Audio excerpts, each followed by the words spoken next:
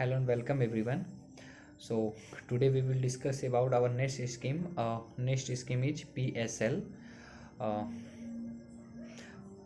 जो ये next scheme है PSL, उससे जानने से पहले इसमें कुछ टर्म्स हैं, उसको जानना ज़रूरी है। तो जब तक आप टर्म्स को नहीं समझेंगे ये PSL समझ में नहीं आएगा। और PSL इसको हम स्कीम के तहत न देख के इसको हम ये बैंकिंग के एक टर्म्स के रूप में देख सकते हैं। ठीक है, कि बैंकिंग्स में इसमें सारे कुछ चीज़ें जो है वो बहुत अच्छे से जुड़ी हुई होती हैं। और इसको हम केसीसी से भी देख सकते हैं जोड़ के। केसीसी यानी किसान क्रेडिट कार्ड, मतलब किसान क्रेडिट कार्ड की ही तरह एक ऐसी स्कीम है PSL। ठीक है, अच्छा PSL होती क्या है? PSL को जानने से पहले मैंने बताया कि कुछ इसके टर्म्स हैं, उसको समझ लेना ज़रूरी है जिससे कि हम अच्छे तरीके से PSL के बारे में समझा जा सके।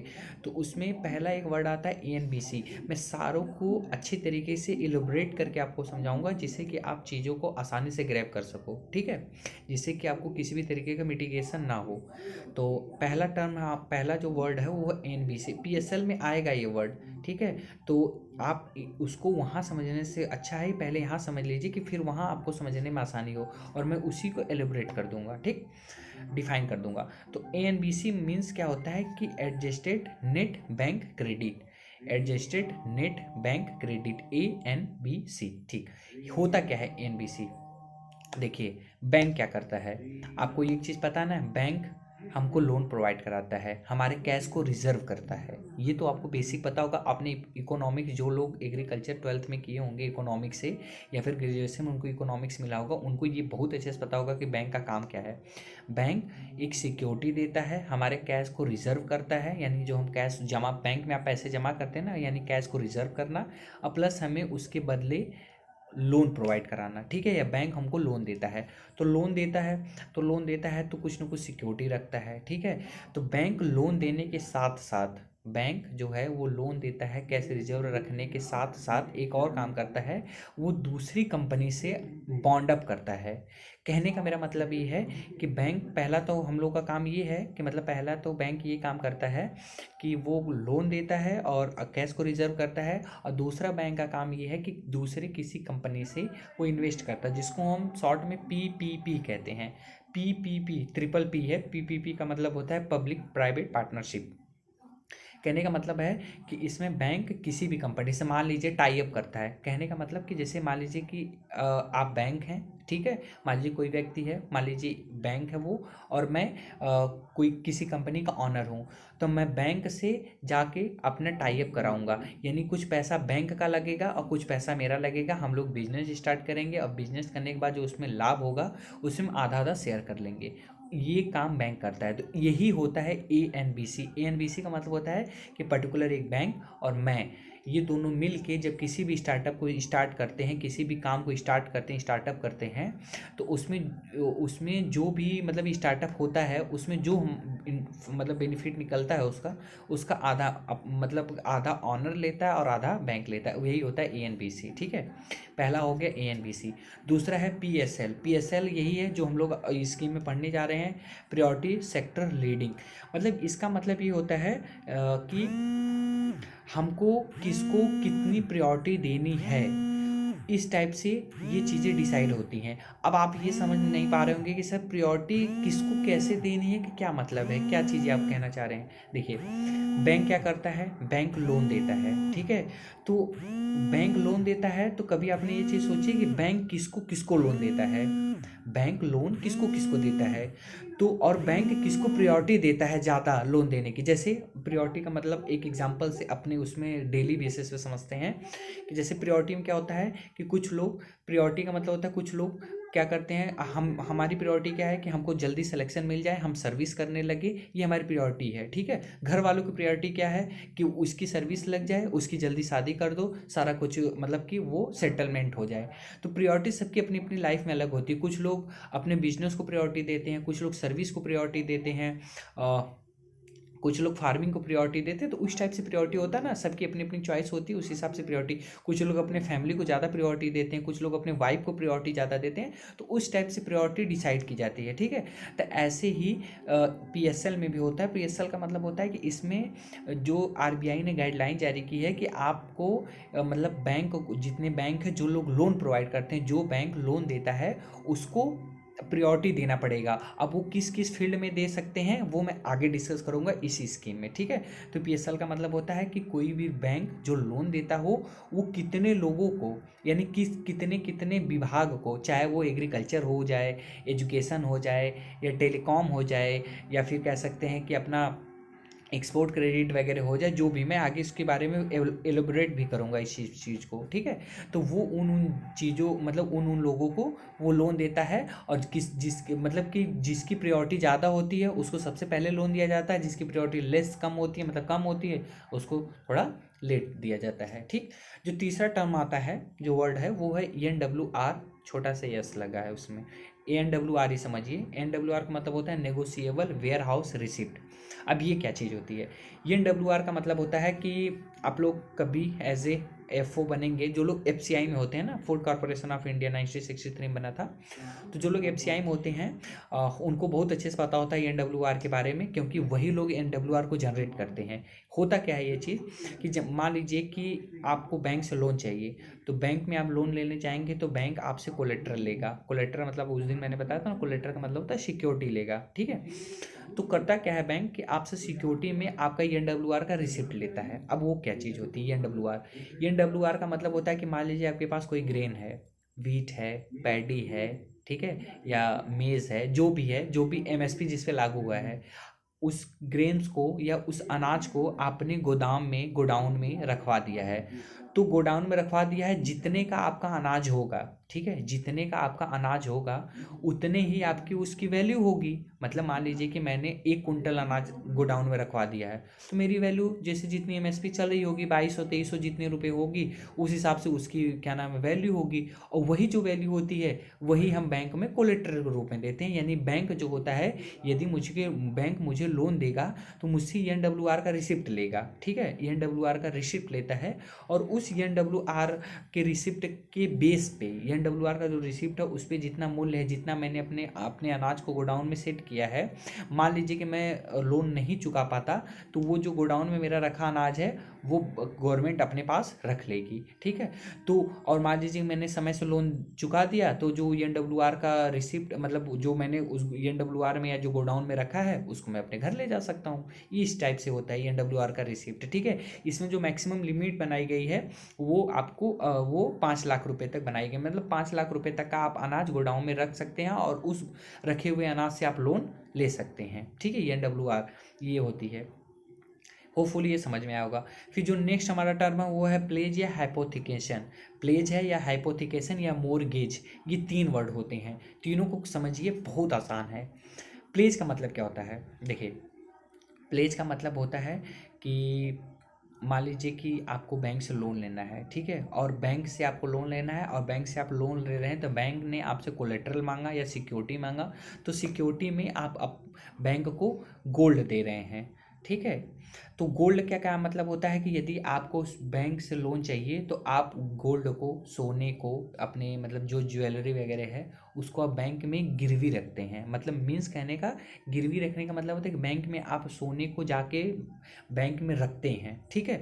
तो उसके बदले वो आपका जो सोना है उसको रिजर्व करता है, अडॉप्ट करता है, मतलब रिसीव करता है, उसके बदले आपको लोन देता है। जब आप लोन का पैसा चुका देंगे तो वो आपका जो गोल्ड है, जो सोना है, वो आपको दे देगा। कभी भी याद रखिएगा कि कभी भी आप सोना रख के आइए फिर उसके बाद कभी इसमें ऐसा नहीं होता कि कभी किसी प्रकार की उसमें मिलावट हो जाए, किसी प्रकार की धांधली वगैरह, या किसी प्रकार का निगोशिएबल हो जाए, मतलब ऐसा कुछ भी नहीं होता।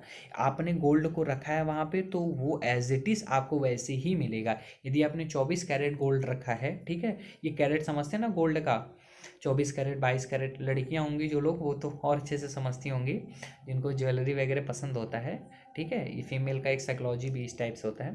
तो खैर वो अलग अदर चीज़ है। तो वो जो ज्वेलरी होती है उसको एज इट इज़ वैसे, जैसे आपका 24 कैरेट का सोना है तो 24 कैरेट का ही सोना आपको बाद में जब आप लोन चुका देंगे तो मिलेगा। तो प्लेज का मतलब क्या होता है कि कोई भी ऐसी वस्तु, कोई भी ऐसी कोलेट्रल, ठीक है, जो बैंक हमसे सिक्योरिटी लेती है उसको हम बैंक में जमा कराते हैं, वो अपने पास नहीं रखते हैं, तो उसको हम प्लेज बोलते हैं। हाइपोथिकेशन का मतलब होता है कि कोई ऐसी चीज़ जिसके ऊपर हम लोन ले रहे हैं और वो चीज़ हमारे पास हो। कहने का मेरा मतलब है कि कोई ऐसी चीज़ जैसे व्हीकल पे लोन लेना, यानी हम अपने बाइक पे, अपने कार पे लोन लेते हैं। कार लोन जानते हैं ना, कार मेरे पास रहेगी, मैं उसको चलाऊंगा भी, लेकिन उस पर लोन लोन लिया हुआ होगा। मतलब है कि बैंक उस पर लोन देती है, फिर हम उसको धीरे धीरे चुकाते हैं। यदि मान लीजिए नहीं चुका पाए तो कभी कभी आप लोग सुनते हैं ना अपने जनरल भाषा में कि अरे यार उनकी तो कार जो है वो कंपनी के एम्प्लॉय आए थे, उनकी कार को उठा ले गए। तो होता क्या है कि वो लोग उस पर लोन लिए रहते हैं, और जैसे ही वो लोन को चुका नहीं पाते या टाइम बाउंड हो जाता है या ड्यू डेट से आगे निकल जाता है, तो वो क्या करती है कि कंपनी आपकी कार को, आपकी बाइक्स को वो क्या नाम है रिसीव कर लेती है। ठीक है, जिसको हम कहते हैं खींच लेना, मतलब वो आपकी बाइक को उठा ले जाएगी आपके यहाँ से। ठीक है, तो इस टाइप से होता है, फिर उसको बेच देती है, अपना पैसा निकाल लेती है। और एक होता है मोरगेज या मोरगेज ही उसको बोलते हैं, मोरगेन। इसका मतलब होता है कि इसमें हम लोन को, कोलेट्रल को हम लेते हैं एज इट कह सकते हैं कि अपने मकान के, या फिर कह सकते हैं अपने ज़मीन को रख के। उस पे क्या होता है, उस पे जैसे मान लीजिए कि आपको कोलेट्रल में आपका ज़मीन के कागजात देने हो, ठीक है। कभी कभी होता है ना कि हम अपने ज़मीन पे लोन लेते हैं, अपने घर पे लोन लेते हैं। उसका मतलब ये होता है कि बैंक आपसे एक सिग्नेचर करवाती है, वो असाइंड बाउंड होता है। मीन्स का मतलब, उसका मतलब हिंदी में मैं उसको समझाता हूँ। देखिए, उसका मतलब ये होता है कि एक बैंक जो होती है वो एक कागज़ होता है, उस पर एक आपका सिग्नेचर, एक बैंक का सिग्नेचर बीच में क्रॉस होता है, ठीक है। वो फुलफिल नहीं किया जाता, क्लोज टाइप का होता है। उसका मतलब होता है कि ऑनरशिप आपके पास थी, आपने बैंक के नाम कर दिया, लेकिन वो बैंक के नाम आपने परमानेंट नहीं किया है। मेरा कहने का मतलब है कि मान लीजिए मेरे नाम पे मेरी ज़मीन है, ठीक है, और मैं बैंक से लोन लेने गया, तो बैंक क्या करेगी, कहेगी कि भैया आप जाओ पहले अपने एक कागज़ बनवाओ, ठीक है, वो असाइन बाउंड का होता है होम लोन के लिए, ठीक है। तो वो बनवाओ, उस पर आपको एक बैंक के मैनेजर का सिग्नेचर, यानी जो आपको लोन सेंसस करेगा उसका सिग्नेचर, एक आपका सिग्नेचर होगा, बीच में क्रॉस होता है, मतलब खाली स्थान होता है, उसमें कुछ नहीं भरना पड़ता। क्यों नहीं भरना पड़ता कि फर्दर होता क्या है उस केस में कि मान लीजिए कि मैंने लोन ले लिया है उस पर, और मैंने लोन समय से चुका दिया, तो मुझसे वो मेरे जो कागज़ होंगे वो वापस मुझे मिल जाएंगे। और क्या नाम है, यदि मैंने लोन नहीं चुका पाया तो वो बैंक के नाम हो जाएंगे। तो उस पर साफ साफ लिखा होता है कि इतना इतना डेट के अंदर अंदर यदि मैंने लोन चुका दिया तो क्या नाम वो मिल जाएगा, नहीं तो फिर बैंक के नाम ये हो जाएगा। तो इसीलिए उस पर ब्लैंक लगा होता है, ठीक है। तो वो ड्यू डेट से पहले का होता है, उस ड्यू डेट से पहले उसको जमा करना पड़ता है। तो 3 तरीके का लोन क्या नाम कोलेट्रल लिया जाता है, प्लेज है, हाइपोथिकेशन है, और एक आपका मोरगेज है। प्लेज में वही कि गोल्ड है, गोल्ड को हम बैंक में गिरवी रखाते हैं, जमा कराते हैं, और उसके बदले लोन लेते हैं, फिर हम उसको चुका देते हैं। हाइपोथिकेशन का मतलब होता है कि हम कोई व्हीकल्स या कार पर लोन लेते हैं, कोई कोलेट्रल व्हीकल्स या कार पे लेते हैं, और उसको बैंक में क्या नाम है उसका मतलब ऑनरशिप हमारे ही पास रहती है, और क्या नाम है उस पर हम लोन लिए रहते हैं। और तीसरा अपना होम का लोन है, ठीक है, होम का हो गया या अपने ज़मीन का, लैंड का लोन है, इस टाइप से लोन लिया जाता है, ठीक। जो नेक्स्ट टर्म हमारी है वो है एफपीओ। ये सारे जितने टर्म हैं ये पीएसएल के अंदर हैं। पहले मैं इस वीडियो में टर्म के बारे में डिस्कस करूंगा, फिर उसके बाद पीएसएल की स्कीम के बारे में डिस्कस करूंगा, ठीक है। तो जो हमारा नेक्स्ट टर्म है वो है एफपीओ या एफपीसी। ये जो एफपीओ है हम लोग 4th ईयर में थे, तो हम लोग से वाइवा में पूछा गया था एफपीओ का फुल फॉर्म। तो उस टाइम शायद ये मुझे भी नहीं पता था कि एफपीओ एक्चुअल होता क्या है, लेकिन बाद में पढ़ने के बाद ही पता चला कि एफपीओ का ट्रेंड इतना ज़्यादा है ना, इतना ज़्यादा है। उस टाइम तो बिल्कुल नहीं पता था, खैर उस टाइम ट्रेंड बहुत ज़्यादा था, लेकिन आज के डेट में भी एफपीओ का बहुत ट्रेंड है। आप बिलीव नहीं करेंगी कि जितनी भी स्कीम्स वगैरह आती हैं लगभग उसमें एफपीओ से संबंधित एक न एक क्वेश्चन और एफपीओ से संबंधित कुछ न कुछ डेटा जरूर लिखा होता है। होता क्या है एफपीओ? एफपीओ का फुल फॉर्म होता है फार्मर प्रोड्यूसर ऑर्गेनाइजेशन। एफपीओ का फुल फॉर्म है फार्मर प्रोड्यूसर ऑर्गेनाइजेशन, या एफपीसी का है फार्मर प्रोड्यूसर कंपनी। होता क्या जनरली देखिए, इसमें क्या होता है कि इसमें जैसे हमारे यहाँ तो नहीं होता है, लेकिन आप कभी राजस्थान चले जाइए, गुजरात चले जाइए, या एमपी का कुछ क्षेत्र ऐसा है, तमिलनाडु में, कर्नाटका में तो बहुत ज़्यादा फेमस है इस टाइप से, साउथ सदर्न पार्ट जितने उसमें बहुत ज़्यादा फेमस है। तो उसमें क्या होता है कि उसमें फार्मर का एक ग्रुप होता है, उसमें जैसे एक्सटेंशन में होता है ना मास कम्युनिकेशन, ठीक है, इंडिविजुअल नहीं, जैसे मास कम्युनिकेशन में दो या दो से अधिक लोगों का एक ग्रुप होता है, वो आपस में कांटेक्ट करते हैं, कन्वर्सेशन होता है, ठीक है, इस टाइप से। तो वो एफपीओ क्या होता है कि एक फार्मर का ग्रुप होता है, एक किसानों का समूह होता है, उस समूह में 2 से लेके 10 तक और मैक्सिमम 20 या 50 तक किसान हो सकते हैं। वो वेरी कर सकता है जोन टू जोन, वो वेरी कर सकता है विलेज टू विलेज, ठीक है, सोसाइटी वो वेरी कर सकता है, बदल सकता है। तो उनका एक ग्रुप होता है, उसमें 2 से अधिक चाहे जितने भी किसान हो सकते हैं, वो क्या करते हैं कि वो लोग एक दूसरे की सेल्फ हेल्प ग्रुप, जिसको हम एसएचजी बोलते हैं, यानी कि वो लोग एक दूसरे की मदद करते हैं और उनका विकास करते हैं। तो उस केस में क्या होता है, एफपीओ में क्या होता है, ये गवर्नमेंट के बनाई गई एक ऑर्गेनाइजेशन है, ठीक है, गवर्नमेंट के द्वारा बनाया गया एक ऑर्गेनाइजेशन है। इसमें क्या होता है कि इसमें गवर्नमेंट उन लोगों को, जो लोग इच्छुक होते हैं, जैसे होता है ना कि हम लोग रेंट पे किसी चीज़ को लाते हैं, तो गवर्नमेंट के इसमें क्या करती है एफपीओ में, कि वो क्या करती है कि वो रेंट पे आपको इम्प्लीमेंट, टिलेज वगैरह इम्प्लीमेंट, मतलब कि टिलेज करने के इम्प्लीमेंट या हार्वेस्टिंग के इम्प्लीमेंट, जैसे रोटावेटर, थ्रेसर वगैरह हो गया, कंबाइन हार्वेस्टर वगैरह हो गया, वो रेंट पे अवेलेबल कराती है। जिससे क्या होता है कि जिससे कि हम उसको रेंट पे लेके अपना काम कर सकें और फिर उसको वापस दे सकें। कहने का मेरा मतलब है कि यह पीओ एक ऐसा समूह बनाया गया था जिसमें कोई भी व्यक्ति किसी भी टेक्नोलॉजी से, जैसे होता है क्या कि हम जानते हैं कि हमारे यहाँ जो मार्जिनल फार्मर है वो 67% से ज़्यादा है, मतलब अप्रॉक्स कह सकते हैं 65 से 67% तक मार्जिनल फार्मर है, ठीक है, जहाँ पे लैंड उसकी 1 हेक्टेयर से कम है, 1 हेक्टेयर से कम लैंड है। उसके बाद प्रॉब्लम ये है कि यहाँ का जो फार्मर है वह कैपिटलिस्टिक है भी नहीं, मतलब पूंजीपति है भी नहीं, यहाँ पे पूंजी भी नहीं है, पूंजी मतलब कैपिटल, पैसा है ही नहीं। तो वो क्या है कि वो बड़ी बड़ी इंस्ट्रूमेंट का यूज नहीं कर पाते। तो गवर्नमेंट ने सोचा कि क्यों ना फार्मरों को, जो फार्मर हमको अन्न दे रहा है, जो फार्मर हमको पैदावार दे रहा है, पैदा करके अनाज दे रहा है, तो क्यों ना कुछ ऐसी स्कीम चलाई जाए जिससे कि फार्मरों को किसी भी टेक्नोलॉजी से वंचित ना होना पड़े, मतलब कि किसी भी टेक्नोलॉजी का वो उपयोग कर सके। तो इसीलिए ये पीओ बनाया गया। तो ये पीओ में आप रेंट पे जाके किसी भी तरीके के, जैसे रोटावेटर हो गया, थ्रेशर हो गया, इस टाइप से कोई भी इंस्ट्रूमेंट है, सीड सोइंग से लेके एप्लीकेशन से लेके सब कुछ रेंट पे आप ले सकते हैं, यूज करके फिर वापस उसको दे सकते हैं और उसका रेंट दे सकते हैं। तो वही होता है ये पीओ, ठीक है। स्टार्टअप तो सभी लोग जानते हैं, स्टार्टअप का मतलब होता है हम और आप, जैसे आज के डेट में आप लोग देखते हैं ना, एमबीए चाय वाला, एमबीए चाय वाली और आईआईटीएन चाय वाला। तो इस टाइप से जो लोग होते हैं स्टार्टअप करते हैं, कि कोई चाय का स्टार्टअप करता है, कोई किसी चीज़ का बिजनेस करता है। स्टार्टअप मतलब होता है किसी बिजनेस की शुरुआत करना या बिजनेस करना, ठीक है, तो वही होता है स्टार्टअप। तो होपफुली इसमें जितने पीएसएल से जुड़े टर्म्स थे उसको मैंने बताया, कौन कौन सा था, एएनबीसी था, adjusted net bank credit, PSL था, एनडब्ल्यूआरएस था, प्लेज हाइपोथिकेशन मोर्गेज था, और उसके बाद ये पीओ या पीसी था, और लास्ट स्टार्टअप था। तो होपफुली आपको ये सारी चीज़ समझ में आई होगी। जो अगला वाला वीडियो जाएगा उसमें हम पीएसएल के बारे में फुल डिस्कस करेंगे। Okay, thank you so much.